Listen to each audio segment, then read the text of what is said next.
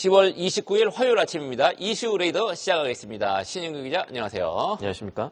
자, 오늘 중요한 키워드 4개 보여주세요. 유가 깜짝 놀랐습니다. 세수 부족, LG화학, HD, 현대인프라코어 순서대로 보겠습니다. 첫 번째 이슈, 국제 유가 하룻밤에 이렇게 많이 떨어질 수가 있나요? 6% 넘게 간밤에 급락을 했습니다.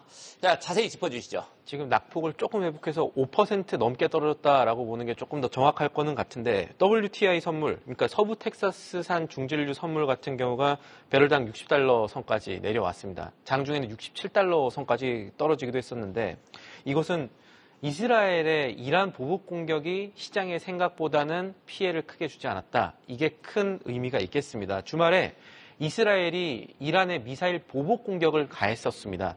이란이 우리한테 미사일 쐈으니 우리도 쏘겠다는 건데 이란 세계주에 위치한 군사시설 위주로 폭격이 이루어졌고 당초 시장이 걱정했던 하나의 시나리오, 핵시설 혹은 석유시설 타격되면 어떡하지에 대한 걱정이 있었는데 이것은 제외가 된 것으로 확인이 됐습니다.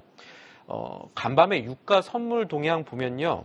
원유 선물 투자자들의 자금 이탈을 좀 주목을 할 만하다라는 분석들이 월가에서 나오는데 한때 원유 거래 시장에서 연말까지 유가가 100달러 넘어설 수 있다라는 설이 돌긴 했었거든요. 이거 제가 한 2달 전쯤에 이런 얘기들이 있다고 소개를 드렸었는데 이 유가 100달러 설에 베팅한 그러니까 이 원유 선물에 이란에 문제가 생기면은 국제 유가 요동칠 것이다라고 들어갔던 선물 투자자들이 지금 자신의 생각이 틀렸음을 인정하고 손절을 했다라는 분석들이 지금 나오고 있습니다. 회수해야죠. 쇼스키즈 나오는 것처럼. 맞습니다. 그래서 어제 미증시가 오르는 동안에도 엑소모빌이라든가 쉐브론 같은 정유주는 소폭 하락하는 모습이 관측되기도 했는데 이란의 추가 보복이 없다면 이게 하나 남아는 있겠지만 시장이 걱정했던 유가 급등이라는 것은 연말까지 좀 멀어졌다라고 보고 시장에서 투자에 대응할 만한 결과가 나왔다 보시면 되겠습니다. 네, 이란이 추가 보복하더라도 세게 보복하기는 쉽지 않겠죠. 이스라엘은 또 사실상 핵무기를 갖고 있고요. 그렇습니다. 자, 두 번째 이슈 보겠습니다. 지금 세수 부족 얘기가 계속 나왔습니다. 돈을 벌어야 세금을 내죠. 기업들 마찬가지입니다. 법인 세수 마찬가지인데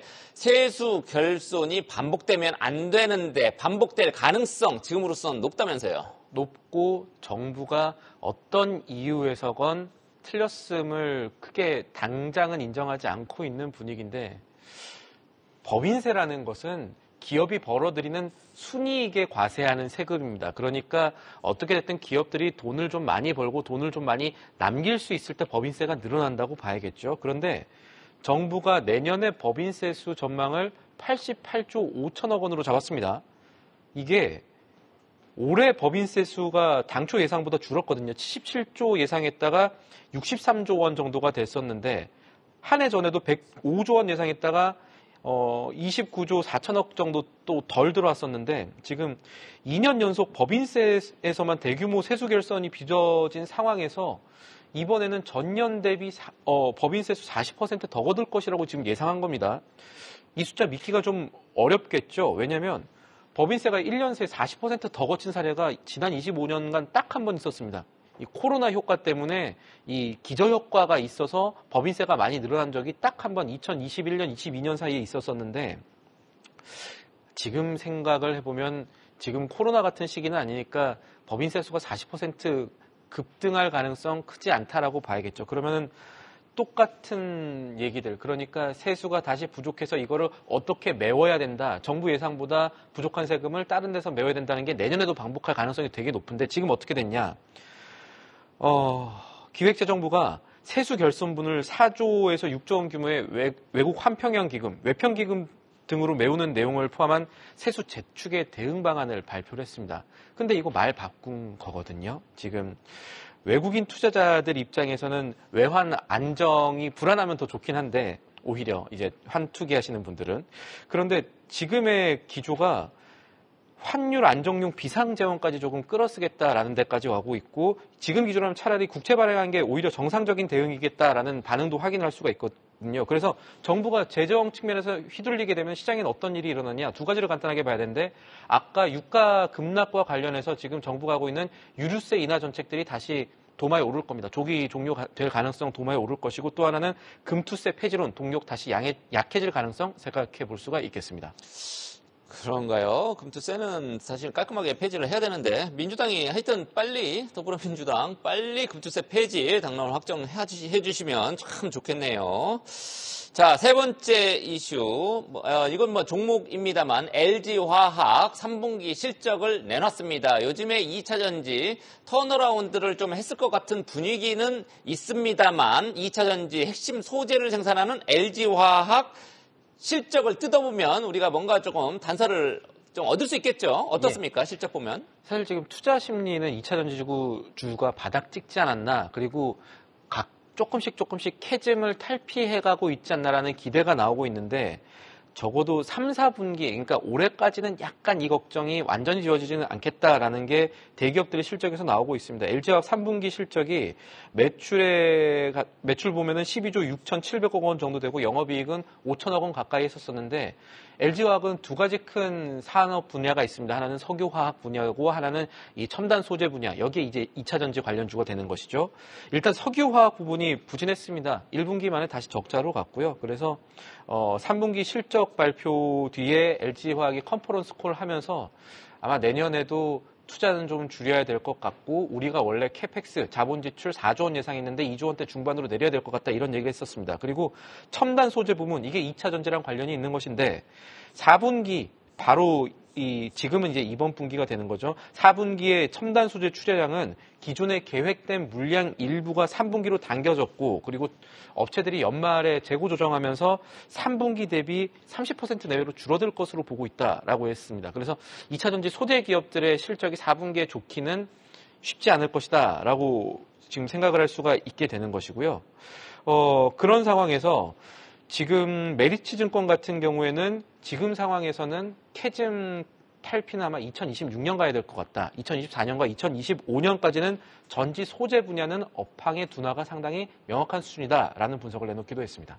전반적으로 부진한데도 불구하고 어제는 주가가 보니까 5% 맞습니다. 넘게 뛰기는 했습니다. 단기적으로는 LG화학 주가가 급등을 했습니다. 오늘 주가 추이도 좀 봐야 될 것 같네요.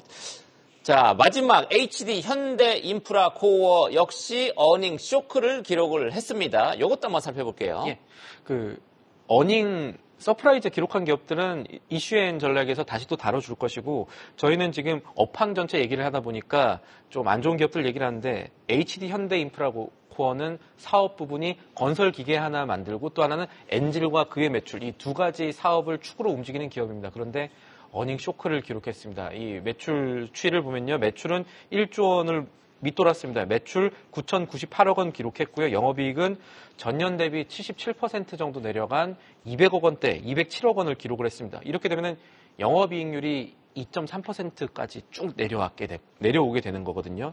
시장의 기대를 상당히 밑돈 정도의 어닝 쇼크를 기록했다라고 봐야겠습니다.